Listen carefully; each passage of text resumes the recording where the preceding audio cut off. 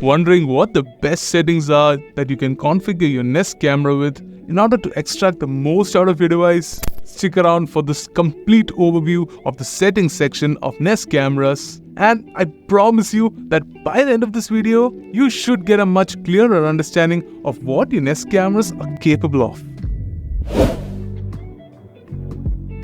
The 2nd gen Nest Cam Indo that I have here uses the Google Home app for accessing the Google service. Google will most likely stick to the Google Home app for all their newer Nest devices, so their Nest app is more or less obsolete right now.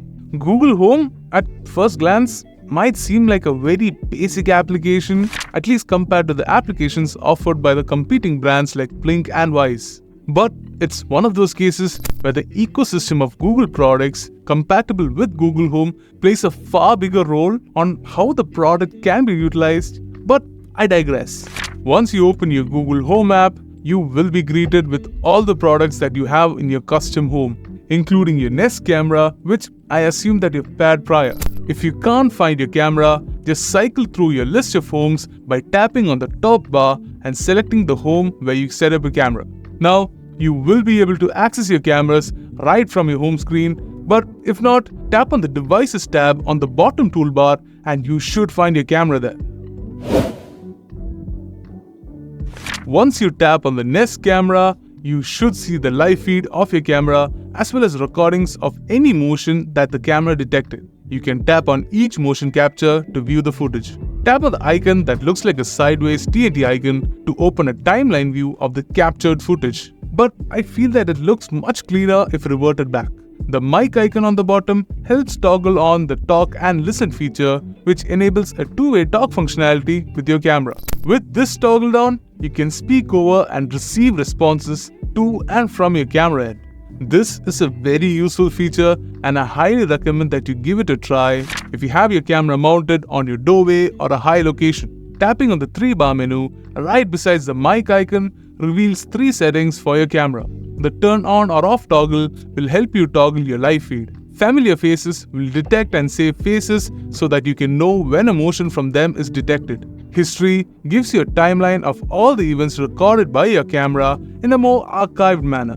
Tapping on the filter option on top gives you access to plenty of methods to nail down a particular event, including methods utilizing faces to even the sound of glass breaking. Going back, let's explore the settings tab of your camera, which you can access by tapping on the 3-dot menu in the top right corner and tapping on settings.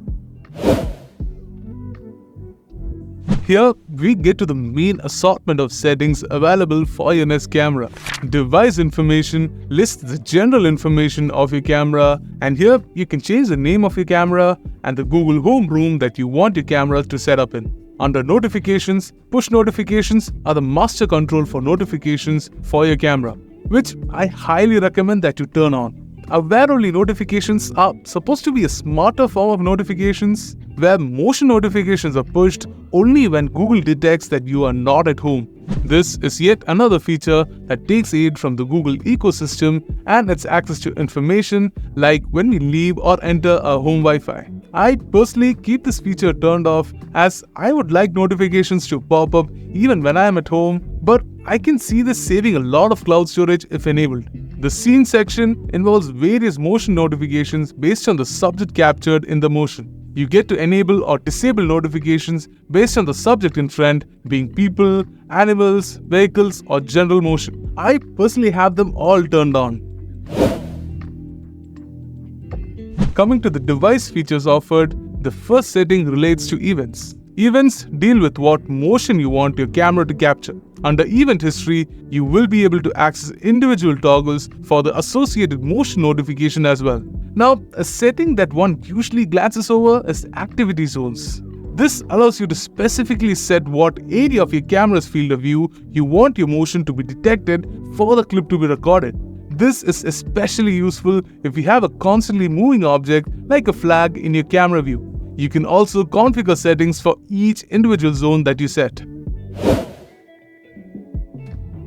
Coming back to the settings page, Video allows you to configure all video related settings. Video History deals with the length of your video log, basically your access to cloud storage. If you're subscribed to a Nest Aware subscription, You will have longer 30 days or 60-day video history options here, but I'm personally fine with my free 3-hour video history. The video quality setting allows you to adjust the quality of your footage. High works good enough, and I recommend that you stick to that to save on valuable cloud storage unless you find it hard to deduce details in your footages.